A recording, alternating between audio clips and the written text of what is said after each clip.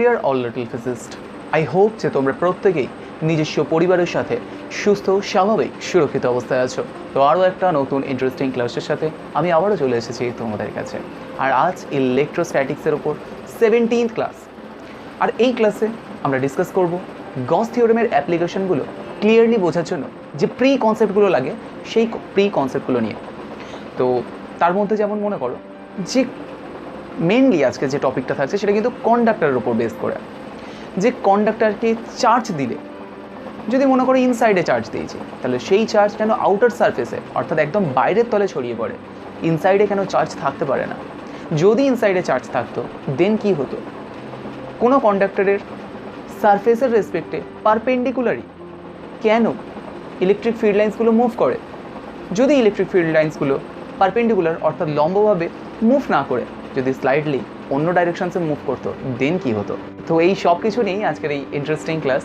তো pen paper নিয়ে ready হয়ে যাও। আজকের এই ক্লাসটা কিন্তু বোর্ডের পয়েন্ট অফ ভিউ থেকে যতটা না ইম্পর্টেন্ট আছে, অনেক বেশি ইম্পর্টেন্ট JEE এবং নিটের পারপাসে। তো এই কনসেপ্টগুলো কিন্তু তোমাদের ক্লিয়ারলি বুঝতে হবে। পুরো ক্লাসটাই কনসেপচুয়াল, খুব ইন্টারেস্ট লাগবে, খুব মজা লাগবে। So fun fun fun fun fun physics. তো পেন পেপার নিয়ে তোমরা রেডি হয়ে গেছো? তো পেন পেপার নিয়ে রেডি হয়ে গিয়ে লেখো। কি লিখবে? Charged isolated conductor.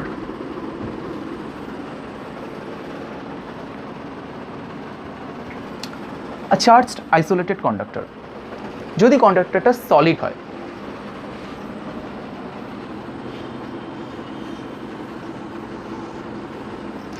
আচ্ছা একটা হার্ট শেপের কন্ডাক্টর নাকি?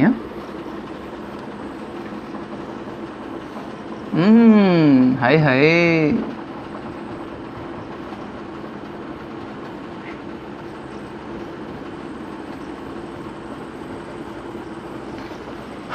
এই কন্ডাক্টরটা কিন্তু একটা নিরেট কন্ডাক্টর।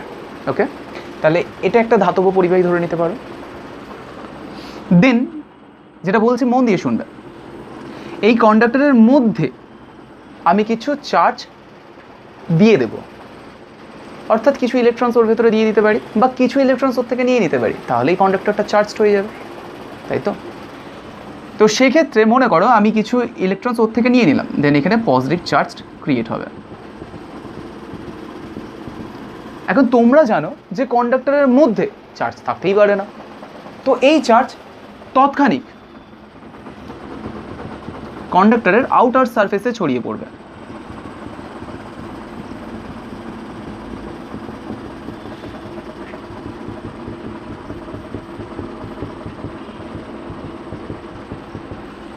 এখন কোয়েশ্চেন্স হচ্ছে যে এই চার্জটা ইনসাইডে থাকলো না কেন? যদি থাকতো কি হতো? কোনো সিস্টেমকে কি আদৌ ভায়োলেট করতো? দেখা যায়।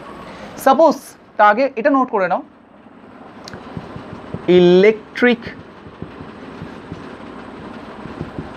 field inside the conductor must be 0. That's mean dabba.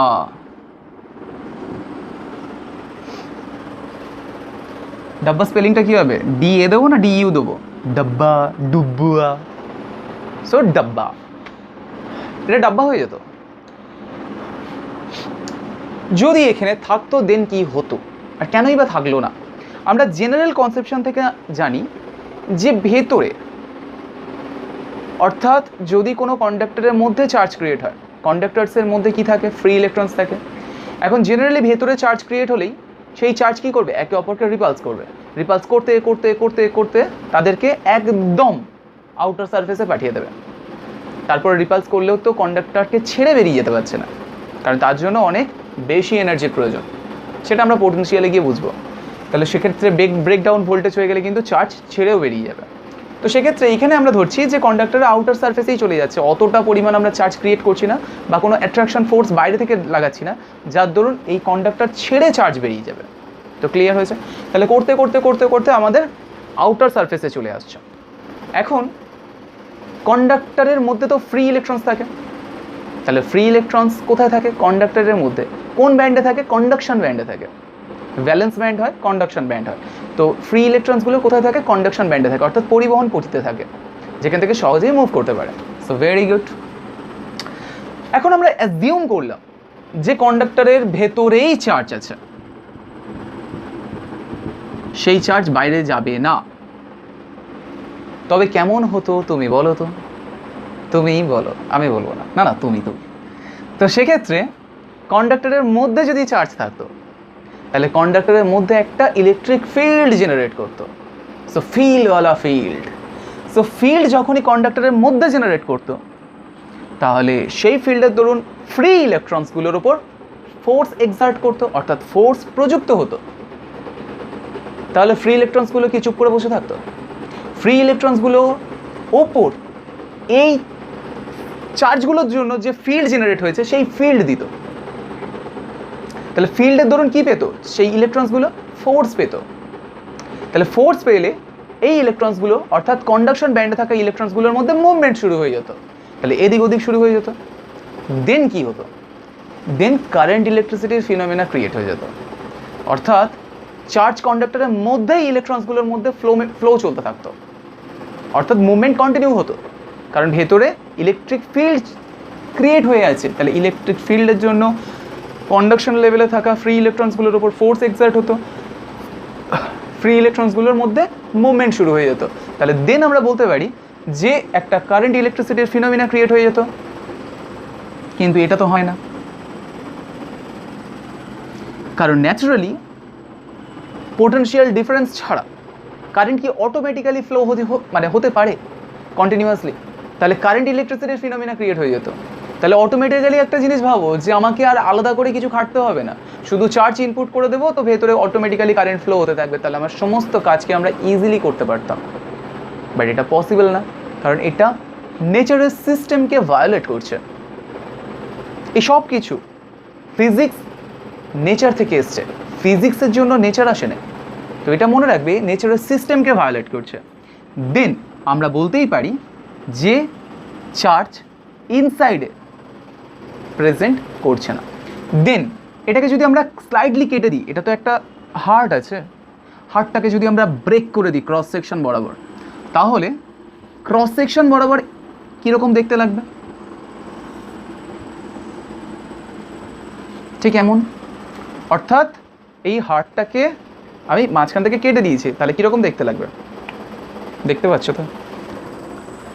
তো তেমনই দেখতে লাগবে, যেমন আমি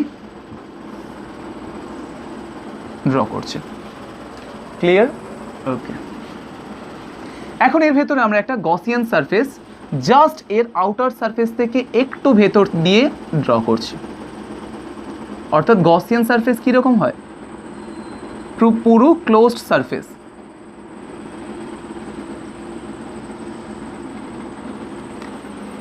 যেটা আমরা ক্রস সেকশন থেকে দেখছি বলে এরকম মনে হচ্ছে, কিন্তু এটা ক্লোজড আছে, অর্থাৎ সমস্ত জায়গায় এই গসিয়ান সারফেসটাকে রেখেছি। এখন আমরা তো ধরে নিয়েছি যে চার্জ একদম আউটার সারফেসে আছে, তাহলে গসিয়ান সারফেস যেটা ড্র করেছি সেই গসিয়ান সারফেসের ওপর নেট ফ্লাক্স কত আসবে? তাহলে গসিয়ান সারফেসের উপর নেট ফ্লাক্স হতো, ফ্লাক্স ইজ ইকুয়াল টু যে পরিমাণ চার্জ ভেতরে থাকতো ডিভাইডেড বাই এপসাইলন, বা এপসাইলন নট মিডিয়ামের ওপর ডিপেন্ড করবে।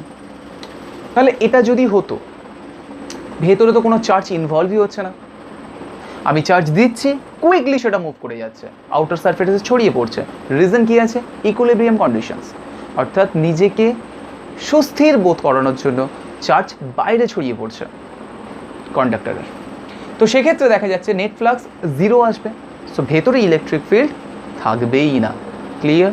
তাহলে কন্ডাক্টরের মধ্যে ইলেকট্রিক ফিল্ড অলওয়েজ জিরো, সেটা হলো হোক অর্থাৎ ফাঁপা হোক বা সলিড নিডেড হোক। ক্লিয়ার? তো দু ধরনের কন্ডাক্টরই হোক না কেন বা যে ধরনের কন্ডাক্টরই হোক না কেন, ভেতরে কিন্তু চার্জ থাকবে না। এখন তুমি ভাববো যে এই চার্জটা যদি আমরা ভেতরেই প্রেজেন্ট করতাম, সেটার জন্য খুব তৎক্ষণিক মানে খুব অল্প সময় লাগতো এই ডিস্ট্রিবিউশনটা হতে। তো যত তাড়াতাড়ি পসিবল তত তাড়াতাড়ি কিন্তু কন্ডাক্টর এই ইকুইলিব্রিয়াম কন্ডিশনসটা প্রেজেন্ট করতো, যাতে external field and internal field দুটোর পজিশনস থেকে জিরো আসে, অর্থাৎ নেট যে সাম রেজাল্ট আসছে সেটা যেন জিরো আসে এবং ভেতরে যেন কোনো ইলেকট্রিক ফিল্ড প্রেজেন্ট না হয়ে যায়। তাহলে কন্ডাক্টর নিজেকে কিভাবে প্রেজেন্ট করবে? এইভাবে। ক্লিয়ার হয়েছে? ওকে।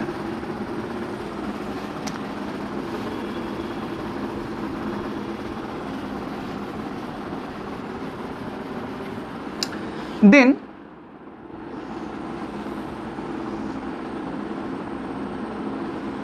কন্ডাক্টরের মধ্যে যদি একটা ক্যাভিটি থাকে,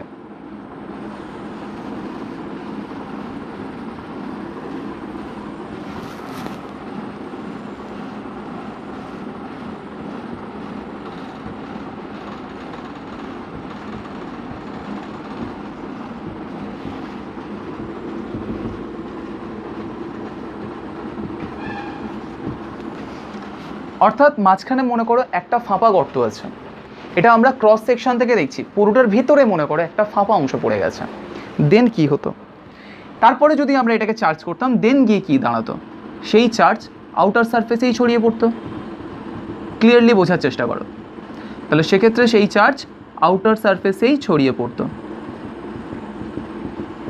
ইনসাইডে তো কোনো চার্জই থাকতো না। দেন এই যে ফাঁপা অংশটা ড্র করেছি, এর খুব ক্লোজেস্ট পজিশনস থেকে যদি আমরা একটা গসিয়ান সারফেস ড্র করি, this is my Gaussian surface.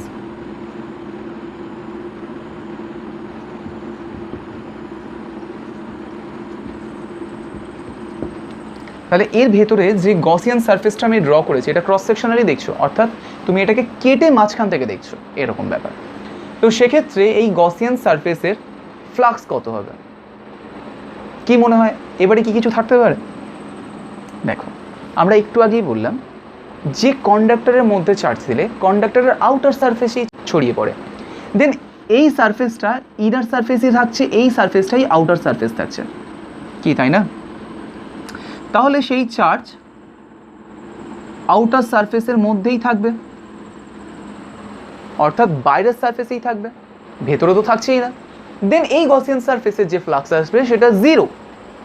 তাহলে সিমিলার ঘটনাই ঘটলো নাকি অন্য কিছু ডিফারেন্ট দেখতে পেলে? সিমিলার ঘটনাই ঘটলো। তাহলে হলো স্ফিয়ারগুলোতে কি হয়? যদি কোনো স্ফিয়ার নিই আর সেই স্ফিয়ারটা কন্ডাক্টর স্ফিয়ার নিই, তাহলে বা মেটালিক স্ফিয়ার হতে পারে, একই ব্যাপার, যেহেতু মেটাল তো কন্ডাক্টর। দেন ওই মেটালিক স্ফিয়ারটা অর্থাৎ ধাতব গোলকটার মানে ফাঁপা হোক বা নিরেট হোক, ফাঁপা হলেও দেখা যাচ্ছে তার ভেতরে ইলেকট্রিক ফ্লাক্স জিরো আসছে, that means electric field zero আছে। তাহলে সেক্ষেত্রেও দেখা যাচ্ছে যে এই কন্ডিশনসে বা এই পয়েন্টটা কিন্তু খুব গুরুত্বপূর্ণ পয়েন্ট। তো ভেতরে যদি কোনো ক্যাভিটি থাকে, সেই ক্যাভিটির খুব ক্লোজেস্ট অংশ থেকে যদি আমরা একটা গসিয়ান সারফেস ড্র করি, কিন্তু ক্যাভিটিটার ভেতরে নিইনি, বাইরে নিয়েছি, তাহলে সেক্ষেত্রেও আমরা দেখব নেট ফ্লাক্স জিরো আসছে। তার মানে হচ্ছে এর মধ্যে কোনো রকম ইলেকট্রিক ফিল্ড নেই, তার মানে কোনো চার্জ নেই। দেন যদি আমরা এই রকম কন্ডিশনসে আবার ড্র করতাম, সেই একই অবস্থা হতো, কারণ এর ভেতরে তো কোনো চার্জই নেই। তাহলে যে পরিমাণ চার্জ আছে সেটা সম্পূর্ণটাই আউটার সারফেসে আছে, কোনো ইনার সারফেসে চার্জ নেই। ক্লিয়ার হয়েছে?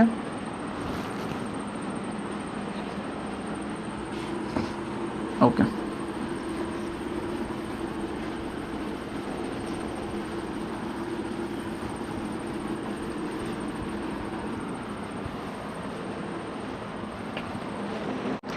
তো এবার আমরা দেখব যে চার্জ কন্ডাক্টরের যে আউটার সারফেস থাকে, সেই আউটার সারফেস দিয়ে যে ইলেকট্রিক ফিল্ড লাইন্সগুলো মুভ করে সেটা সারফেসের সাথে কেন পারপেন্ডিকুলার থাকে, অর্থাৎ সারফেস অর্থাৎ তলটার সাথে কেন লম্বভাবে নির্গত হয়। অর্থাৎ যে বলরেখাগুলো নির্গত হয়, যেগুলো দিয়ে কি ইন্ডিকেট করে? ইলেকট্রিক ফিল্ডকে ইন্ডিকেট করে। তাহলে ফিল্ডের ডাইরেকশান, ইলেকট্রিক ফিল্ডের ডাইরেকশান ওই পয়েন্টে কেন পারপেন্ডিকুলারলি হয়ে যায়, কেন প্যারালাল হয় না, বা কেন অন্য কোনো ডাইরেকশানসে থাকে না? চলো আমি এখানে একটা ফিল্ড লাইন্স দিয়ে বোঝানোর চেষ্টা করছি। তাহলে এই সারফেসের সাথে এটা পারপেন্ডিকুলার চলে গিয়েছে, তাহলে ইলেকট্রিক ফিল্ডের ডাইরেকশানস আছে পুরো সারফেসের সাথে পারপেন্ডিকুলার। যদি এটা পারপেন্ডিকুলার না হয়ে অন্য কোনো ডাইরেকশানস বরাবর চলে যেত, সাপোজ এই ডাইরেকশানস বরাবর চলে যেত, যেটা পারপেন্ডিকুলারের সাথে থিটা অ্যাঙ্গেল তৈরি করেছে, তাহলে ইর দুটো কম্পোনেন্ট থাকতো, একটা সারফেসের সাথে পারপেন্ডিকুলার দিকে ই কস থিটা, আর অপরটা থাকতো সারফেসের সাথে প্যারালাল ই সাইন থিটা। দেন এই যে কম্পোনেন্টটা ই সাইন থিটা আছে, যেটা সারফেসের সাথে প্যারালাল, এখন প্যারালালি যেহেতু চলছে তাহলে ওর পার্শ্ববর্তী অংশে ফ্রি ইলেকট্রনস আছে, যেহেতু এটা কন্ডাক্টর, তাহলে ফ্রি ইলেকট্রনসকে কি করবে, ফোর্স দেবে।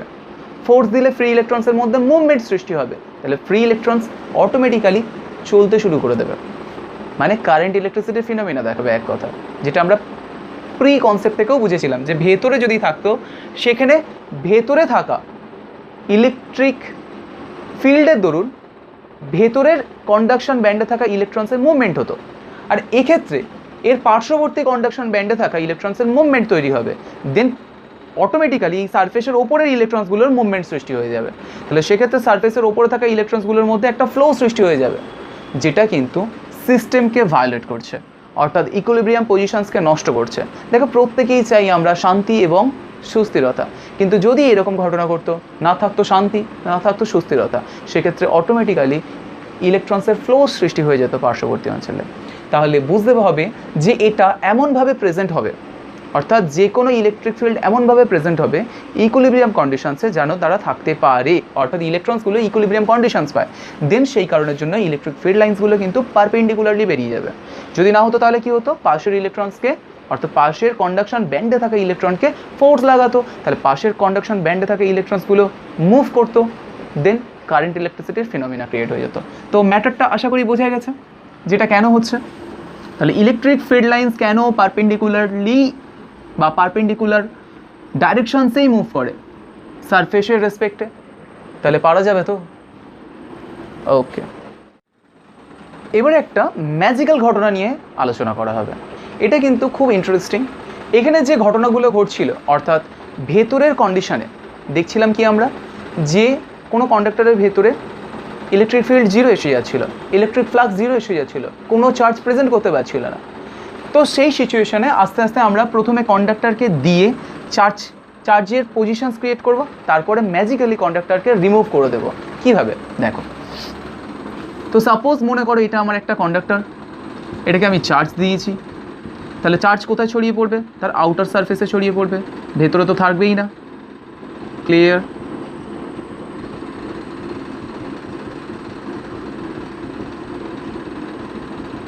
ওকে, তাহলে ভেতরে কোনো চার্জ থাকছে না, সেই চার্জ কি হচ্ছে, আউটার সারফেসে ছড়িয়ে পড়ছে। এবারে মনে করা যাক এই কন্ডাক্টরটাকে আমি সরিয়ে নিলাম, চার্জগুলো ওরকম কন্ডিশনেই আছে, তো এটাকে তো বাস্তবে পসিবল না, তাহলে সেক্ষেত্রে ম্যাজিক্যালি ভাবে মনে করো যে ম্যাজিক্যালি আমি কন্ডাক্টরটাকে সরিয়ে নিলাম, তাহলে চার্জ কীভাবে আছে, চার্জ আছে, চার্জ আছে, চার্জ আছে, চার্জ আছে, মানে চার্জ এইভাবে ডিস্ট্রিবিউটেড হয়ে আছে, পুরো সেম সারফেসের মতোই হয়ে আছে, যেখানে যা চার্জ ছিল তাই আছে, বাট কন্ডাক্টর নেই। কন্ডাক্টরটা কি চার্জ, নাকি কন্ডাক্টরের মধ্যে প্রেজেন্ট হয়েছে চার্জ? তো যে চার্জটা প্রেজেন্ট হয়েছে সেটা ম্যাজিক্যালি ওই শেপের মতো করে রাখা হয়েছে, কন্ডাক্টরটা নেই। বা ওই রকমভাবে চার্জ মনে করো কোনো প্লাস্টিক থিন সেলের ওপর রেখে দেওয়া হয়েছে, অর্থাৎ পাতলা প্লাস্টিকের একটা সেল নেওয়া হয়েছে, সেই সেল মানে খোলকের ওপর চার্জগুলোকে ঠিক সেম শেপে বসিয়ে দেওয়া হয়েছে। দেন কি ঘটনা হতো, দেন কি এর ভেতরে ইলেকট্রিক ফিল্ড ক্রিয়েট হয়ে যেত? অবভিয়াসলি না, আগে যা পজিশন ছিল তাই পজিশনই থাকতো। তো আমরা কি করলাম এখানে,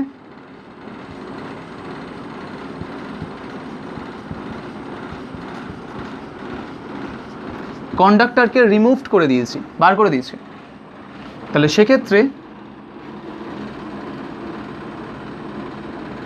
চার্জের এইরকম একটা পজিশনস ক্রিয়েট হতো। এই চার্জগুলোকে আমরা কোথায় রেখেছি, কোনো পাতলা প্লাস্টিক তার উপরে ঠিক সেম শেপ করেই রেখে দিয়েছি, শেপ মানে আকৃতিতে। ওকে, দেন দেখা যাচ্ছে যে ভেতরে তাও ইলেকট্রিক ফিল্ড জিরো আসছে। এর ভেতরে যদি আমরা একটা গসিয়ান সারফেস ড্র করি, ক্রস সেকশন থেকে দেখাচ্ছি, সেই গসিয়ান সারফেসের ইলেকট্রিক যে ফ্লাক্স আসবে,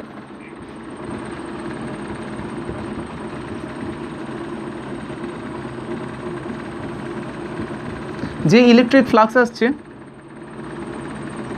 সেটা কিন্তু জিরো, তার মানে ইলেকট্রিক ফিল্ড ইনসাইডে জিরোই আসছে। তাহলে দেখা গেল যে এটা কন্ডাক্টরের ওপর বেস করছে না, এটা চার্জের ওপর বেস করছে। ইম্পর্টেন্ট কথা, এটা কন্ডাক্টরের উপর বেস করছে না, কিন্তু এটা কার উপর বেস করছে? চার্জের উপর বেস করছে। কারণ এই সিস্টেমের যে চার্জটা, অর্থাৎ এই যে কোনো জায়গাতেই চার্জ যদি আমরা এইভাবে সাজিয়ে দিই, তাহলে সেই চার্জের মধ্যে ইলেকট্রিক ফিল্ড 0 আসছে। যেহেতু চার্জটাকে কীভাবে সাজিয়েছি?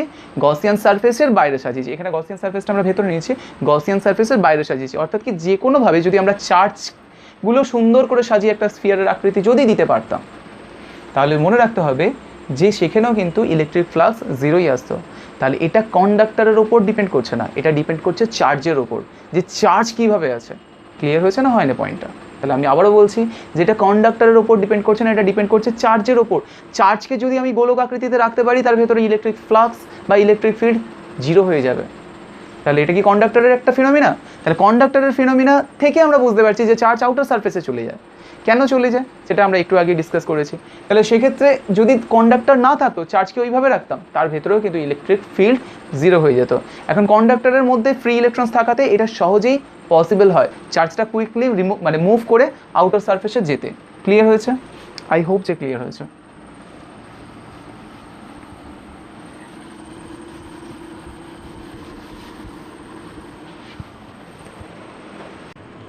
তো এবার আমরা দেখব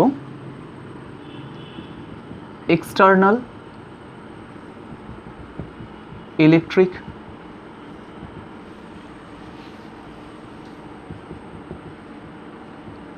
ফিল্ড সম্পর্কে। তো জেনারেলি আমাদের একটা কন্ডাক্টর আমরা ড্র করলাম। এই কন্ডাক্টরটা ধরে নিতে পারো ফাঁপা, ওকে? ফাঁপা নাও ধরতে পারো, নিরেটও ধরতে পারো, ঘটনাটা ঘটবে।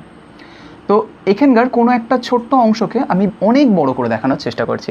অর্থাৎ ছোট্ট একটা তলকে, এটা তো আমি অনেক বড় নিয়েছি, কিন্তু ওই কন্ডাক্টরের মধ্যে একটা ছোট্ট তল, যেটাকে আমি অনেক বড় করে ড্র করছি, ওকে? দেন গিয়ে কীরকম আসতো?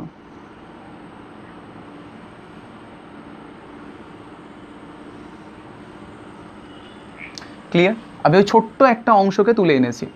এখন যেহেতু এই কন্ডাক্টরটা স্ফেরিক্যাল না, অর্থাৎ গোলক আকৃতির তো না, তাহলে এর বিভিন্ন জায়গায় চার্জ আলাদা আলাদাও হতে পারে, ইকুয়াল ডিস্ট্রিবিউশন নাও হতে পারে। কারণ স্ফেরিক্যাল কন্ডাক্টর বাদ দিয়ে যে কোনো কার্ভেচারযুক্ত কন্ডাক্টরের মধ্যে যদি দেখা যায়, তাহলে চার্জ প্রত্যেক জায়গায় সমানভাবে থাকে না। তাহলে আমরা সেক্ষেত্রে কী ব্যবহার করব? চার্জ পার ইউনিট এরিয়া, অর্থাৎ সিগমা। সিগমা যেটাকে বলা হয় চার্জ পার ইউনিট এরিয়া, অর্থাৎ একক ক্ষেত্রের মধ্যে কি পরিমাণ চার্জ আছে সেটা সিগমা। তাহলে সিগমা বিভিন্ন জায়গায় আলাদা আলাদা হতে পারে, কারণ এর ইউনিট এরিয়াতে একটা সিগমা পেতে পারি, ওর যে ইউনিট এরিয়াতে আলাদা হতে পারে। কারণ যদি চার্জের ডিস্ট্রিবিউশন আলাদা হয়, তাহলে পার ইউনিট এরিয়াতে তো আলাদা হবে। যদি ডিস্ট্রিবিউশন সেম থাকে, তাহলে পার ইউনিট এরিয়াতে চার্জ সেম থাকবে। তাহলে সেক্ষেত্রে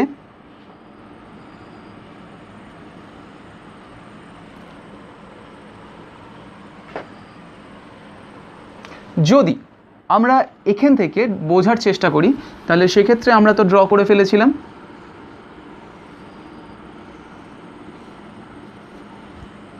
একটা ছোট্ট অংশ। এর ভেতরেও আমি যে অংশটা নিচ্ছি সেটা আরও ছোট। তাহলে এই কার্ভেচারযুক্ত এই তলটার থেকেও ছোট একটা অংশ নিচ্ছি, যাতে আমি কার্ভেচারটাকে অ্যাভয়েড করতে পারি, অর্থাৎ বক্র তলটাকে অ্যাভয়েড করতে পারি।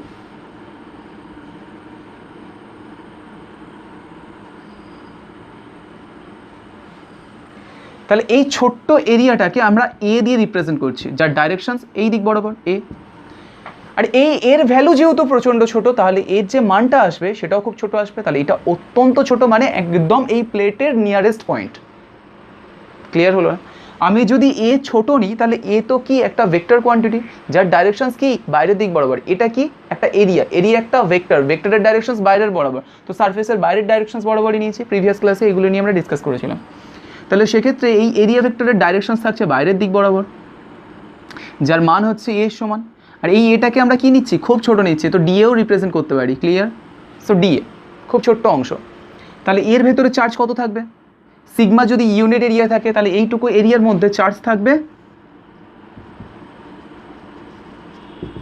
সিগমা ইন্টু এ, সিগমা ইন্টু ডিএ। যেহেতু আমরা ডিএ নিয়েছি, তাহলে সিগমা ইন্টু ডিএ, ওই ছোট্ট অংশের মধ্যে চার্জ। তাহলে এটাকে আমরা কেন ছোট নিচ্ছি? যাতে আমরা অ্যাভয়েড করতে পারি কোনো কার্ভেচার, অর্থাৎ কোনো কার্ভ যেন না থাকে। তাহলে কার্ভ যদি না থাকে তাহলে এখান থেকে যাওয়া ইলেকট্রিক ফিল্ডগুলোর ডাইরেকশন কী হবে? কার্ভ থাকলে কি হয়ে যেত? স্লাইডলি একটু আগে আমরা ড্র করে দেখেছি, এরকম যদি কার্ভ থাকতো তাহলে ইলেকট্রিক ফিল্ডগুলো বিভিন্ন পয়েন্টের রেসপেক্টে, ছোটো ছোটো সার্ফেস থেকে ঠিকই আছে, কিন্তু যদি অনেক দূর থেকে দেখা যায় তাহলে কি বিভিন্ন ডাইরেকশনসে মুভ করছে, কিন্তু সার্ফেসের রেসপেক্টে কিন্তু পারপেন্ডিকুলারই। ওই ছোট্ট অংশের যদি একটা ছোট্ট সার্ফেস কল্পনা করি তাহলে তার রেসপেক্টে কিন্তু পারপেন্ডিকুলারই যাচ্ছে। এই নয় যে লম্বভাবে যাচ্ছে না, প্রত্যেকটা ছোট্ট এরিয়ার রেসপেক্টে লম্বভাবে নির্গত হচ্ছে। কিন্তু যদি আমরা টোটালের দিক থেকে দেখি তাহলে বিভিন্ন ডাইরেকশনসে থাকছে। তাহলে সেইটাকে অ্যাভয়েড করার জন্য আমরা এটাকে খুব ছোট্ট একটা অংশ নিয়েছি, যেটার ম্যাগনিটিউড হচ্ছে ডিএ এরিয়াটার, এবং যেখান থেকে ইলেকট্রিক ফিল্ড আছে ই। এখন এই যে ছোট্ট অংশটা যেখানে ডিস্টেন্সটা এতই ছোট, অর্থাৎ এই যদি এরিয়া আমার শেষ হয়ে যায় এটার একদম ক্লোজেস্ট পয়েন্টে আছে, যেহেতু ডিএ খুব ছোট তাহলে ডি এর মানটাও খুব ছোট, তাহলে এই যে তলটা নিচ্ছি সেটাও খুব ছোট হবে। তাহলে এইটুকুর মধ্যে ইর মান তাহলে কি আসবে? ইউনিফর্মই আসবে, নাকি ইউনিফর্ম আসবে না? ছোট্ট অংশের মধ্যে ইর যে ডিফারেন্সেস, ইটা এখানে কি ইলেকট্রিক ফিল্ড, তো তাহলে ইলেকট্রিক ফিল্ড সুষমই হবে না ওই ছোট্ট অংশের মধ্যে, প্রায় সমান সমান থাকবে।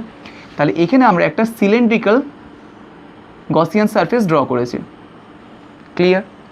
গসিয়ান সারফেসে দুটো অংশ আছে, একটা ইনার পজিশনে আছে অর্থাৎ একটা ভেতরের দিকে আছে, আর একটা বাইরের দিকে আছে এই সিলিন্ডারটার। তাহলে বাইরের দিকে থাকা এই অংশের জন্য কি পরিমাণ ফ্লাক্স আসবে?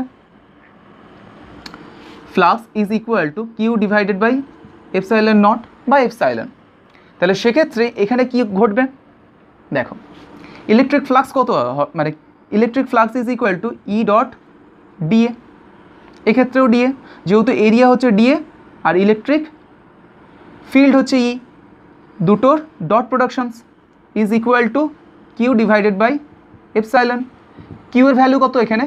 Q is equal to sigma DA, তাহলে কিউ এর জায়গায় আমরা লিখতে পারি sigma DA divided by epsilon.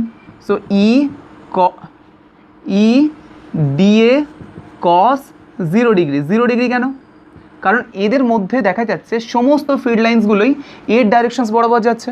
তাহলে এ অর্থাৎ এ বা ডি এর এবং ই এদের দুজনের মধ্যবর্তী অ্যাঙ্গেল 0 ডিগ্রি, কারণ এরও যা ডাইরেকশনস আছে ইরও তাই ডাইরেকশনস আছে, তাহলে মধ্যে অ্যাঙ্গেল কত হচ্ছে? 0 ডিগ্রি। এখন যেহেতু আমরা খুব ছোট্ট অংশ নিয়েছি, এখানে কোনো কার্ভেচার নেই, তাহলে এই যে সারফেসটা আছে অর্থাৎ বাইরের যে বক্রতলটা আছে সেখান থেকে কোনো ইলেকট্রিক ফিল্ড লাইন্স ক্রস করবে না, তাহলে যেটুকু ক্রস করবে এই সামনের পয়েন্টটাকেই ক্রস করে যাবে। তার মানে দেখা যাচ্ছে যে ডিএ এবং ইর মধ্যবর্তী অ্যাঙ্গেল থাকছে 0 ডিগ্রি। ক্লিয়ার হলো না তো? যে গসিয়ান সারফেসটা অর্থাৎ যে গসিয়ান সিলিন্ডারটাকে নিয়েছি, এই সিলিন্ডারের এই যে সিলিন্ডারের তলটা আছে অর্থাৎ বক্রতলটার কথা বলছি, তাহলে সেই বক্রতলের মধ্যে দিয়ে তো কোনো ফিল্ড লাইন্স ক্রস করছে না, যেটা ক্রস করছে সবই কি ডি এর ডাইরেকশনস বরাবর, কারণ ডি একটা ভেক্টর কোয়ান্টিটি, তাহলে এদের মধ্যবর্তী অ্যাঙ্গেল 0 ডিগ্রি। ক্লিয়ার?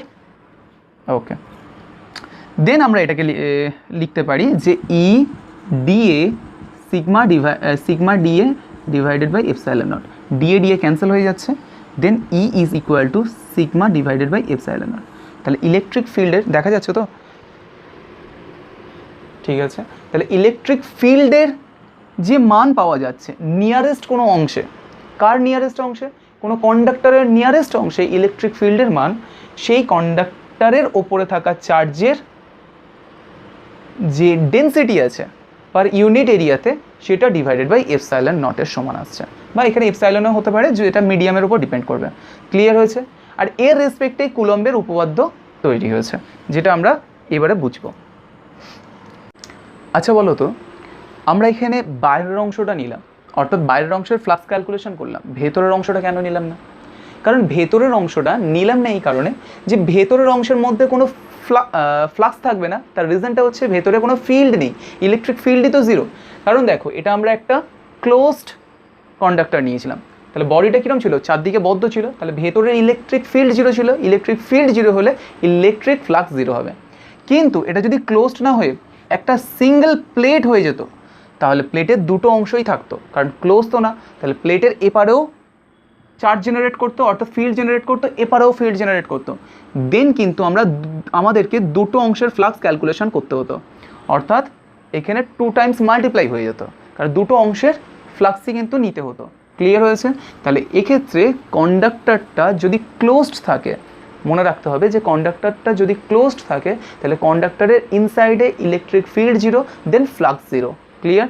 বাইরেতে কিন্তু ইলেকট্রিক ফিল্ড এক্সিস্ট করছে, তাই ফ্লাক্স এক্সিস্ট করছে। বাইরের নিয়ারেস্ট পয়েন্টে ইলেকট্রিক ফিল্ডের মান charge density divided by epsilon নটের সমান। ক্লিয়ার হয়েছে? এখান থেকেই কুলম্বের উপপাদ্য আমরা শিখব। তো এটা আগে ফার্স্ট নোট করে নাও।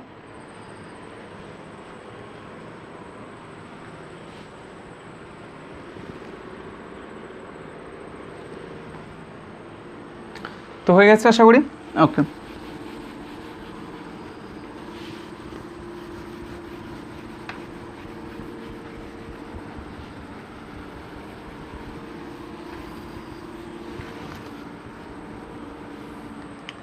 তো জেনারেলি কুলম্বের উপপাদ্য কুলম্বের লর মতোই, কিন্তু একটু ডিফারেন্স আছে। তো কুলম্বের উপপাদ্যতে বলছে যে যদি কোনো একটা আহিত পরিবাহী অর্থাৎ চার্জ কন্ডাক্টর থাকে, সেই কন্ডাক্টরের নিয়ারেস্ট কোনো বিন্দুতে, মানে এই কন্ডাক্টরের সারফেসের নিয়ারেস্ট কোনো পয়েন্টে, খুব কাছাকাছি যে পয়েন্ট আছে, আমি অনেকটা দূরে ড্র করে ফেলেছি, আরও কাছাকাছি যে পয়েন্টটা একটু আগে যেটা বার করেছে, সেই পয়েন্টে ইলেকট্রিক ফিল্ড কত হবে। তো সিম্পল ব্যাপার। তো আমার এই টোটাল স্ফিয়ারটায় মনে করা যাক যে আমি কিউ পরিমাণ চার্জ দিয়েছি। ক্লিয়ার? টোটাল স্ফিয়ারের রেডিয়াস হচ্ছে আর। দেন আমরা একটু আগে এই ইর ভ্যালু ক্যালকুলেট শিখে গিয়েছি। ই ইজ ইকুয়াল টু কত এসেছিল? Sigma divided by epsilon naught. সিগমাকে কি বলা যায়? Charge per unit area. So charge divided by area. Charge কত? কিউ পরিমাণ। এরিয়া কত? 4 পাই এপসাইলন, সরি এরিয়া কত? 4 pi R square, capital R 4 pi R square. Then আমরা সিগমার জায়গায় এটাও রিপ্রেজেন্ট করে দিতে পারি, E is equal to Q divided by 4 pi R square into epsilon naught, বা Q divided by 4 pi epsilon naught R square. এটাই তো আমাদের ইলেকট্রিক ফিল্ডের মান ছিল। তাহলে দেখা যাচ্ছে যে ওর নিয়ারেস্ট অংশতে যে ইলেকট্রিক ফিল্ড জেনারেট হয় সেটা টোটালটার জন্য নয়, তাহলে কোনটুকুর জন্য? ওর খুব ক্লোজ ছোট্ট একটা অংশের জন্যই এই ফিল্ড জেনারেট হয়। তাহলে ক্লিয়ার হয়েছে আশা করি? কুলম্বের উপপাদ্যটা বোঝা গেছে। কুলম্বের উপপাদ্য তাহলে কি বলছে? কুলম্বের উপপাদ্য বলছে যে আহিত কোনো পরিবাহীর নিকটবর্তী অংশে ইলেকট্রিক ফিল্ডের মান charge density divided by epsilon নটের সমান হয়। ক্লিয়ার? ওকে, এরপর আমরা একটা খুব সুন্দর নিউমেরিক্যাল দেখব এবং ক্লাসটাকে টাটা বাই বাই করে দেব।